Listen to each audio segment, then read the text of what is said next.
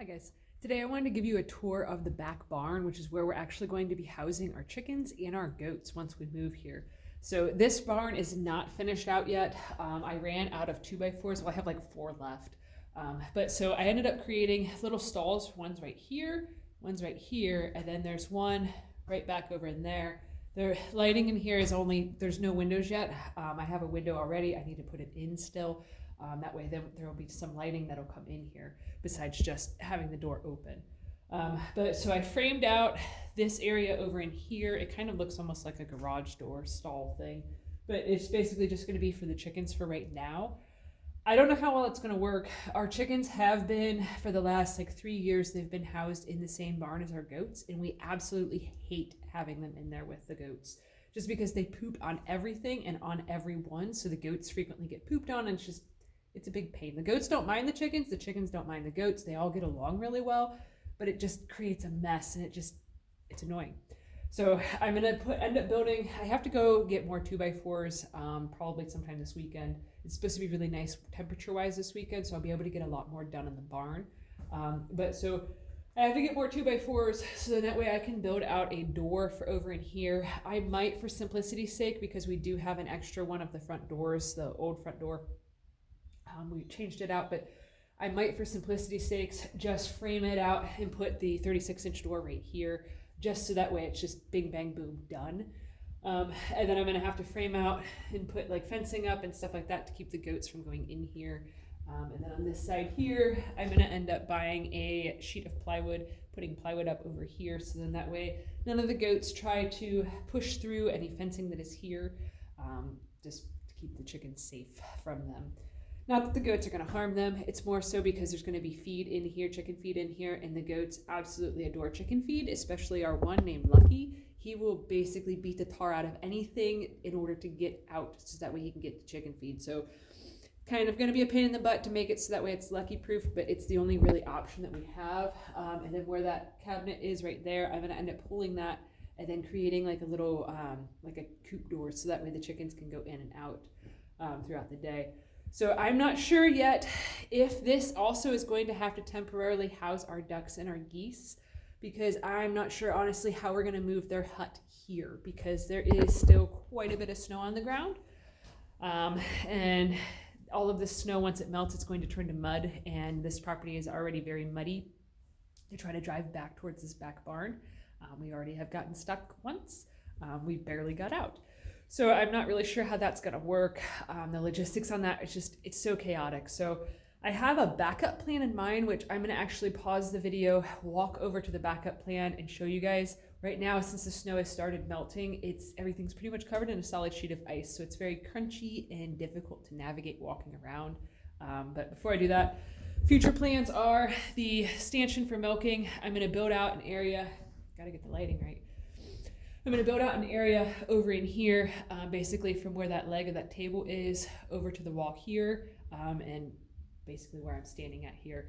I'm going to build out this area, build a wall here, so then that way I can put the stanchion in there for milking, and then also we'll be able to store we have big metal trash cans for the animal feed. We'll end up storing that in this portion of the barn too, just so then that way it's kept safe from all the animals, from vermin, from water, whatever.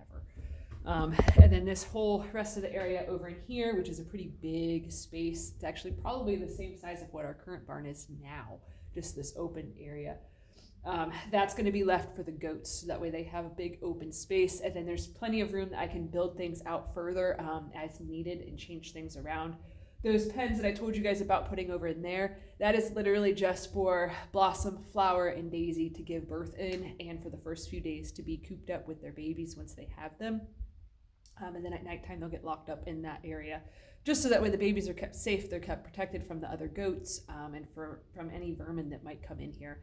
There's pretty big gaps underneath at the door there, so I'm probably going to have to put boards down over there just to make sure that raccoons can't get in here, because at our current, soon-to-be previous property, when we first moved in there, any gaps that were like that big, raccoons figured out how to get in and just kept taking chickens from us like crazy.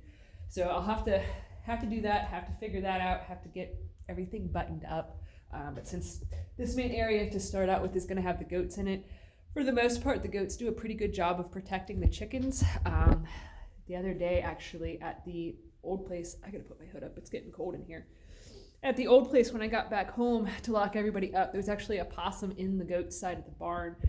And I would assume that the goats probably mollywomped it pretty good because it was walking like it was drunk in there. Like it was not acting right, not behaving right, and it was very out of it and stuff before it got scared and passed out. And then, we did the wise thing and got ways to get rid of it, so that way we didn't have to worry about it.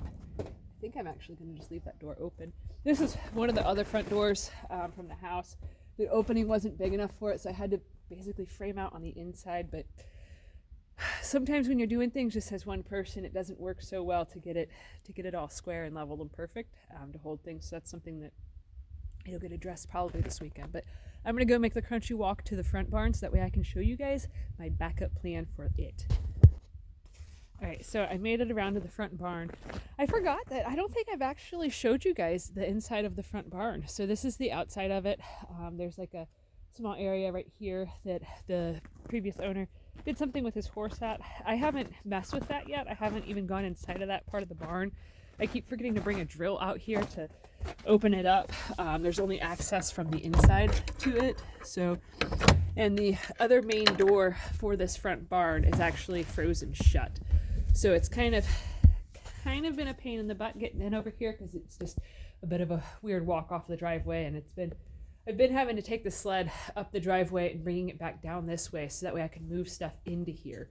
So the previous owner, this is where he had previously had a horse in here. So there is a stall right over in here, which right in here is where we've just been storing a bunch of stuff, just like canning jars and random barn stuff, random stuff that's been in our basement, and just bringing it in.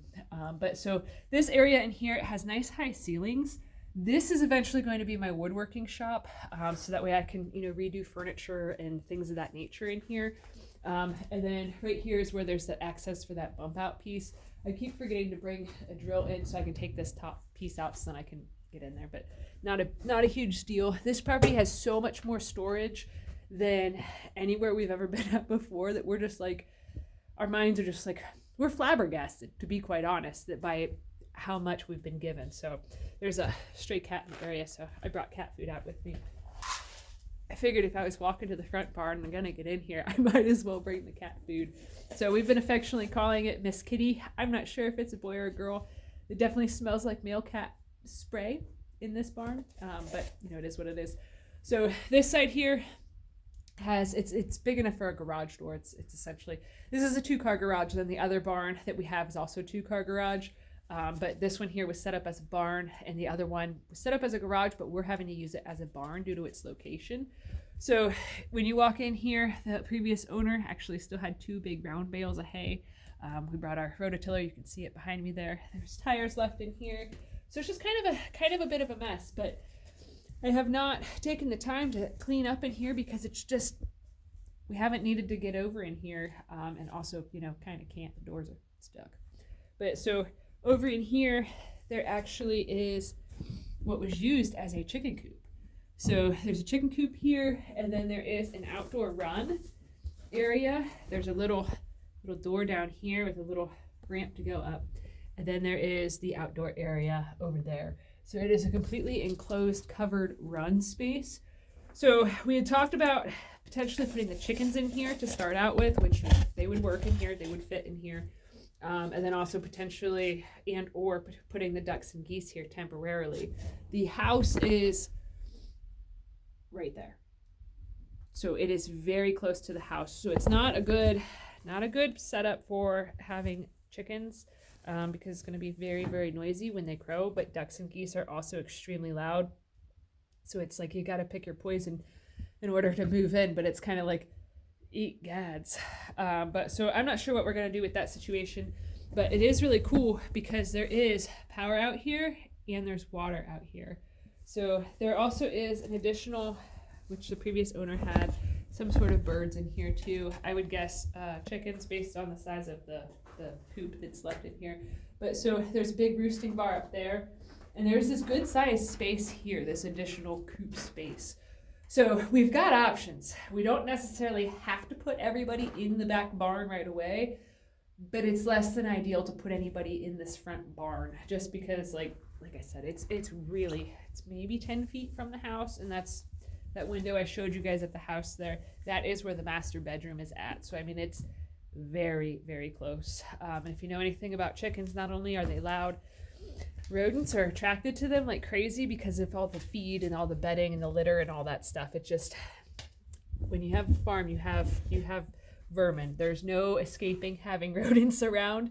So you don't really want to have your animals super close to the house for scent purposes and for rodents. So it's just kind of one of those things where it's like, this might have to work, but you know, our 3 house cats are definitely going to have their work cut out for them. That's for sure. But so the barn in here, it actually is like a 1.5 story. I don't know if you guys will be able to see up there. So I don't know if it's going to be possible to add like a lofted space up in here. When we lived in town, we had a 2-car garage that had like a converted attic space in the garage. And it was really nice to be able to just have like an attic to store stuff in, like Christmas decorations, things of that nature, extra gardening supplies, you know, extra chicken stuff. So yeah, I'm excited. This is why I keep going on and on about how amazing this property is, because like we were having a hard time finding anything with like one suitable outbuilding on it. And we were blessed with something that actually has 2 fully functioning cement floor buildings on it that, you know, instantly give us shelter, instantly give us storage space, instantly give us plenty of places to put the animals. So just, it's a huge blessing. This place has been absolutely nothing but a massive amount of blessings for us. So it's just kind of one of those things where it's hard getting here. It's hard doing the move. It's hard. The logistics of it all are very difficult, and I'm very exhausted, but my God, I can't stop smiling about it and being so thrilled and so excited about how much our lives are going to be turned around just by moving, just by getting into a place that is right for us instead of trying to force ourselves to fit where we didn't fit. So anyways, my fingers are freezing even with the gloves on.